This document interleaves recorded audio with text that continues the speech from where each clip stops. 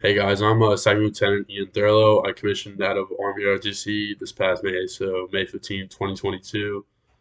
And I'm currently a junior at Catholic University in Washington, D.C. And for those of you who are already confused, I'll be talking about how I am Second Lieutenant in the Army as a junior in college. And that kind of transitioned into the purpose and my why for starting this YouTube channel.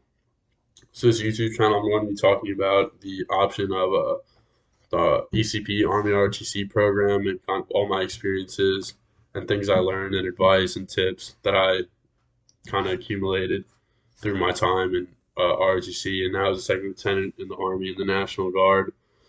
So this video is just going to be kind of a quick intro into what the ECP program is before I start posting further videos of more specific details and things like that.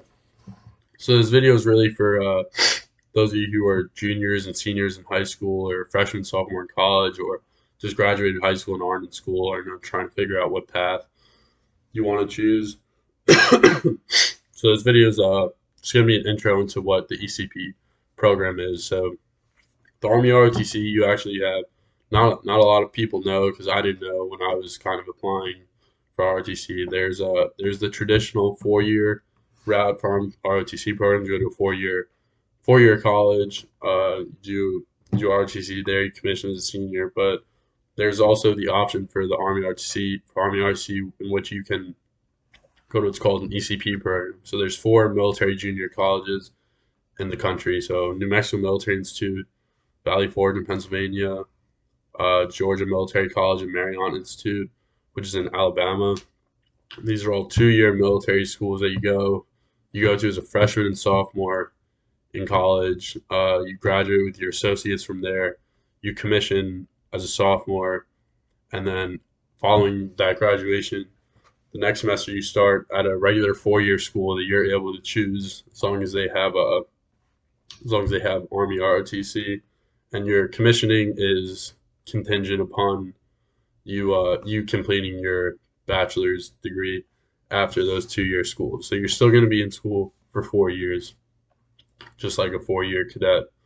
So basically, I'm not here to advocate for a 4-year school or the ECP program. I didn't do ROTC at a 4-year school, so I don't really have the experiences and the knowledge of what goes on at those schools to say which one's better.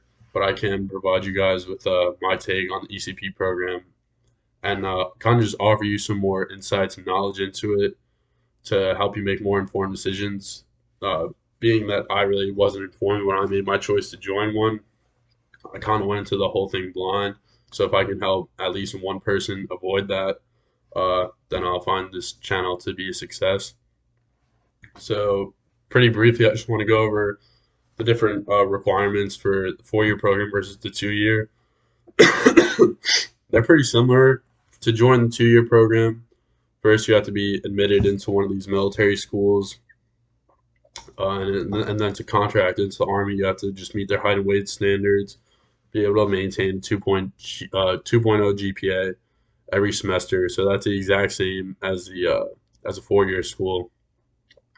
There is a difference in age requirements for 4-year schools. I think you can join until you're like 26 or 27, unless you were in the Army before.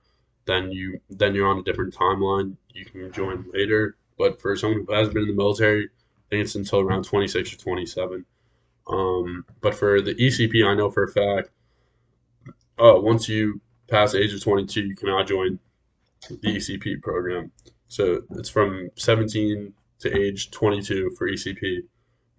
And then the other thing is that these programs, you have to join, at the ECP programs, you have to join the National Guard. So as a cadet, you'll enlist in the Army and go to drill once a month as a reservist. So I know that's not required at 4-year schools. You can just be in ROTC without having to go to drill, but it is a requirement by contract of for the ECP programs. And then lastly, for the ECP program, it's going to be the same content and the same things you'll learn at a 4-year school at these 2-year schools. So even though you're only doing it in 2, it's an accelerated program. So you're gonna learn and train and do all the things that 4-year cadets do. And also, one thing to know about the 4-year schools is that you have until junior year to decide. So some cadets at 4-year schools don't join Army ROTC until junior year, so they still do it in 2 years, junior and senior year. But except you're doing it freshman and sophomore year, you're at a military school, so you pretty much get all the same experiences as those guys in the same training. But in my next videos, I'll kind of be talking about more like specifics of it, the different trainings you do, kind of what you go through on a daily basis. But like I said, I just wanted to just introduce you guys into what I'm going to be talking about. And if you guys have any questions or things you wanted to comment on, you can put it in the comment section. I'll try to get back to you or talk about it in my next upcoming videos. I'm going to be talking about a whole bunch of things in the upcoming weeks and months. And I just hope to put more information out there about the ECP program in general, just so you guys can learn. Like I said, make more informed decisions than I was able to. But yeah, I'll be getting into way more specifics, like in terms of scholarship, money, if you can go to school for free or not having a scholarship as a Army ROTC cadet, and kind of the different opportunities available to you in these ECP programs. So just stay tuned and let me know if you guys have anything you want me to talk about.